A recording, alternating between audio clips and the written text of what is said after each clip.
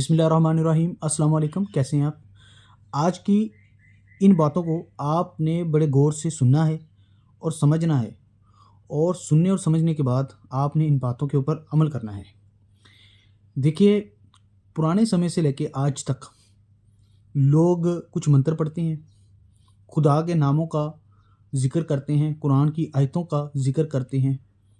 यहाँ तक कि आपने वो भी लोग देखे होंगे जो ब्लैक मैजिक करते हैं, जो कुछ स्पेल पढ़ते हैं और उन अल्फाज़ों को पढ़ने से किसी के साथ बुरा हो जाता है, जो कि कुफर है। जादू के बारे में तो कुरान ने ऑलरेडी कह दिया ना कि जो इस तरफ गया उसका क़यामत के दिन कोई हिस्सा नहीं है। तो ये जादू की बात नहीं चल रही।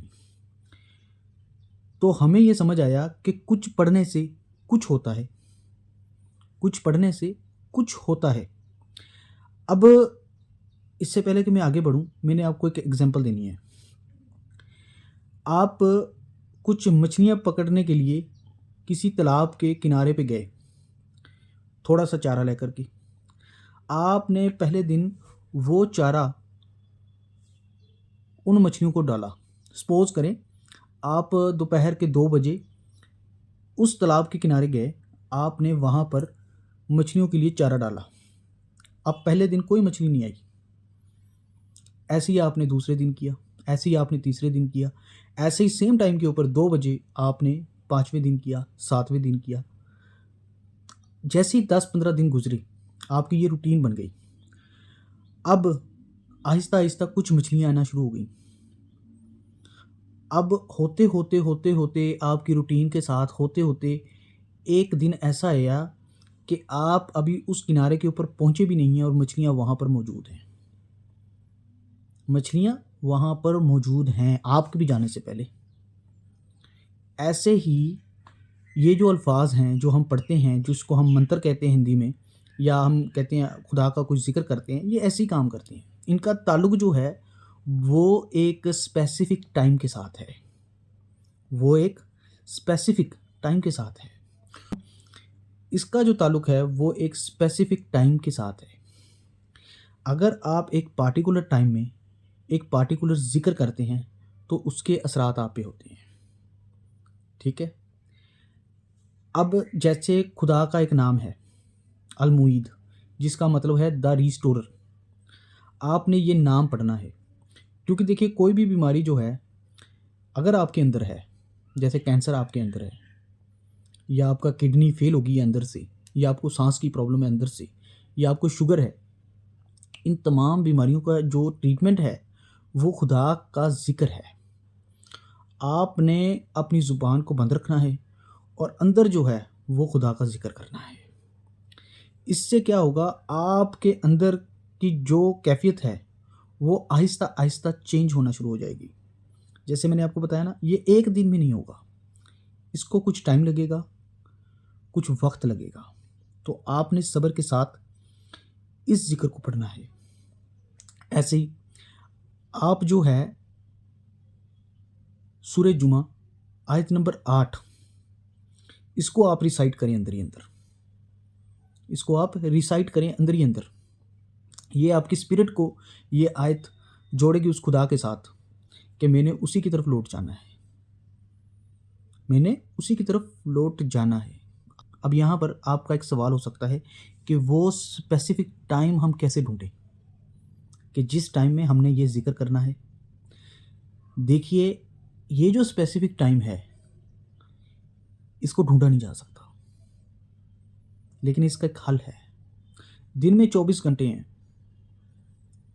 और आपने कोशिश करनी है कि जब भी आपको वक्त मिले लोगों से आप कम बात करें, ज़रूरत हो तो बात करें। अगर आप खामोश बैठे हैं, अपना वक्त ज़ाया किए बगैर अपने अंदर ही अंदर उस खुदा को याद करते रहें, उसका जिक्र करते रहें। वो खुदा जो हम सबका एक है। आप किसी भी धर्म से बिलोंग करते हो, आपका ताल्लुक़ किसी भी रिलीजन से हो, आप किसी भी जात से हों, ये सबके लिए है, ये सबके लिए। क्योंकि हम करते क्या हैं, हम एक दूसरे को अपनी अपनी नज़रों से देखते हैं कि मैं मुसलमान हूँ, वो किसी अनदर रिलीजन के साथ ताल्लुक़ रखता है, उसका ताल्लुक़ किसी और रिलीजन के साथ है। ऐसा नहीं है, हम अपनी नज़रों से देखते हैं। हम खुदा की नज़रों से देखें ना।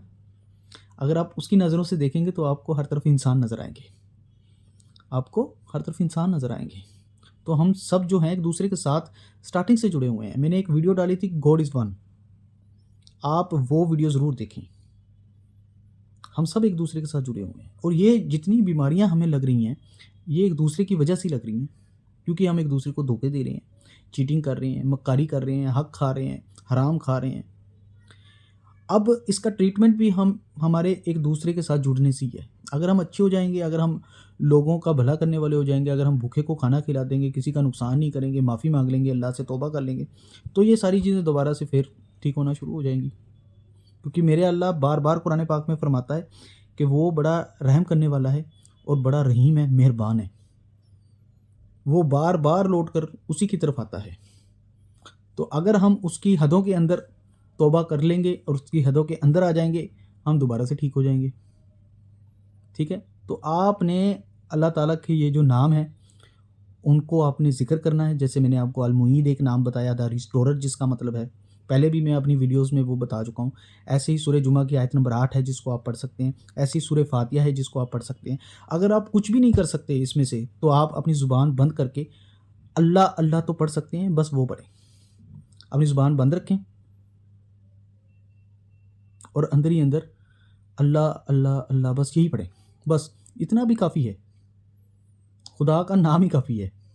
ٹھیک ہے، تو یہ جو آپ بیماری سے گزر رہے ہیں یہ کوئی بڑی چیز نہیں ہے، کوئی بڑی چیز نہیں ہے، ہر چیز کا علاج ہے۔ اللہ تعالیٰ نے پہلے علاج بھیجا ہے، بعد میں بیماری بھیجی ہے، تو علاج موجود ہے۔ ٹھیک ہے، بات یہ ہے کہ آپ کو اللہ یہ چاہتا ہے کہ آپ توبہ کر لیں۔ اب سپوز کریں آپ میں سے کوئی شخص ایسا ہو سکتا ہے جو کہ یار میں نے فلاں شخص کے ساتھ تو بہت برا کیا تھا، میں نے تو اس کا حق کھا لیا تھا، میں نے تو اس کی زمین مار لی تھی، میں نے تو اس کا بزنس کا بہت بڑا نقصان کر دیا تھا، میری وجہ سے اس کے بچے اناتھ ہو گئے تھے۔ اگر آپ کو ایسا لگتا ہے، اب وہ بندہ تو دنیا میں نہیں ہے جس سے آپ معافی مانگے، تو ایسے میں کیا کریں؟ ایسے میں آپ کچھ اچھے کام کریں، کسی بھوکے کو کھانا کھلائیں، روزے رکھیں، نماز پڑھیں، اچھے اچھے کام کریں، اور وہ اچھے کام کی جو نیکیاں ہیں وہ اللہ تعالیٰ کو کہیں کہ اللہ پاک میری جو نیکیاں ہیں جو میں نے کی ہیں یا میرے اکاؤنٹ میں جو نیکیاں ہیں اللہ پاک اس کے اکاؤنٹ میں ڈال دے، اس کے نام میری نیکیوں کو لکھ دے، اور بدلے میں اس سے مجھے معافی دلوا دے۔ وہ جہاں کہیں بھی ہے، وہ چاہے اس دنیا میں ہے چاہے عالم برزخ میں ہے، وہ کہیں بھی ہے، اس سے مجھے تو معافی دلوا دے۔ بس آپ نے نیت یہ کرنی ہے، باقی میرا خدا اپنے آپ ہی کر لے گا، وہ تو معاف کرنے والا ہے، وہ معاف کرنے والا ہے۔